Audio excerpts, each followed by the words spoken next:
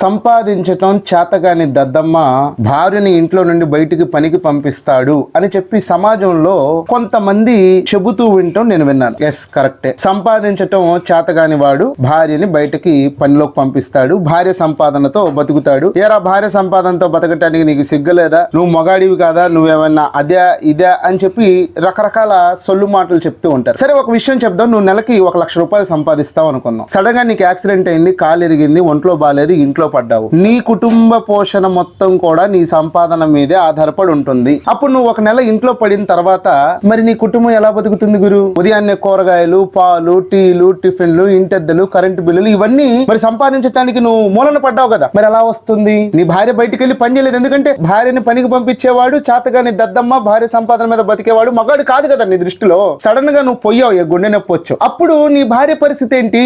ఎందుకంటే నువ్వు ఇంట్లో పెట్టి పోషించావు. ఆమెకు రోడ్డు మీదకి వెళ్ళి ఒక కూరగాయ కొనటం తెలియదు, కిరాణా షాప్ కి వెళ్ళి ఒక పాల ప్యాకెట్, టీ పొడి తీసుకురావటం తెలియదు. బయట ప్రపంచం ఏమీ తెలియకుండా చాలా గొప్పగా నేను పోషించేశానన్న ఫీలింగ్ లో నువ్వు ఉంటూ పనికి పంపించే వాళ్ళని వాడు చేతగానోడు, ఆడదాని సంపాదన మీద బతికేవాడు, మగాడు కాదని చెప్పి నువ్వు బిరుదులు ఇస్తావు కదా. మరి నువ్వు పోయిన తర్వాత నీ భార్య పరిస్థితి ఏంటి? తను ఎలా బతుకుతుంది? ఈ కామంతో వేల కళ్ళ ముందు నడవాలి కదా స్త్రీ. మరి ఆమె ఈ సమాజంలో ఎలా నగ్గుకొస్తుంది? అప్పటికప్పుడు ఆమెకి ఏ పని వచ్చింది? టైలరింగ్ చేయగలదా? లేకపోతే అప్పటిదాకా ఇంట్లో ఉన్న ఆమె సడన్ గా బయటికి వెళ్ళి ఎలా పని చేయగలదు?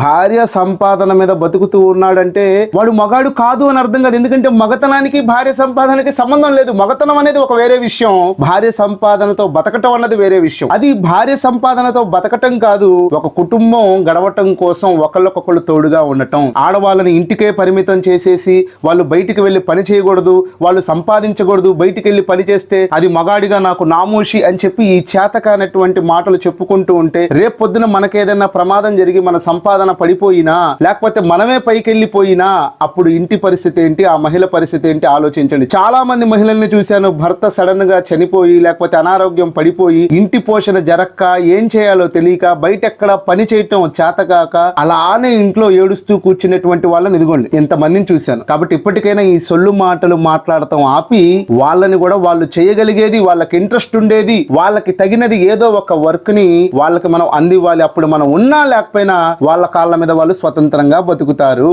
భార్య సంపాదనతో బతుకటం అది చేతగానితనం కాదు, కుటుంబ పోషణ కోసం ఒకళ్ళొకళ్ళు సహాయపడటం. లుచ్చా మాటలు ఆపండి, పని చూసుకొని దొబ్బండి. ఇలాంటి సొల్లు మాటలు చెప్పేవాళ్ళు మీకు కూడా ఎప్పుడైనా తగిలితే కామెంట్ చేయండి.